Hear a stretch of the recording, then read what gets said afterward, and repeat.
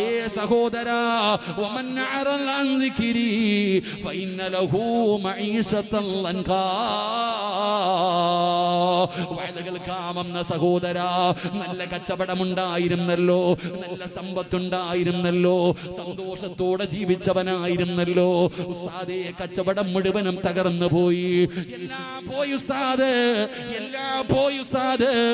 നല്ല നിലയിൽ ജീവിച്ചവനായിരുന്നു, എല്ലാം നഷ്ടപ്പെട്ടു പോയല്ലോ. എന്ത് സംഭവിച്ചതെന്നറിയില്ല. നല്ല കച്ചവടമായിരുന്നു, കുമ്പളയും പരിസരത്തുമൊക്കെ നല്ല കച്ചവടമായിരുന്നു, നല്ല ലാഭമായിരുന്നു. പക്ഷേ എല്ലാം പോയില്ലേ, എല്ലാം പോയില്ലേ. എന്താണ് സംഭവിച്ചെന്ന് നിനക്കറിയോ? എന്തുകൊണ്ടാണ് ഒറ്റയടിക്ക് സർവ്വതും നഷ്ടപ്പെട്ടതെന്നറിയോ? അല്ലാഹുവിന്റെ പരിശുദ്ധമായ ഖുർആൻ പറയുകയാ, വമൻ അറൽ അൻ ദിക്രി ഫഇന്ന ലഹു മഈശതൻ ലൻകാ.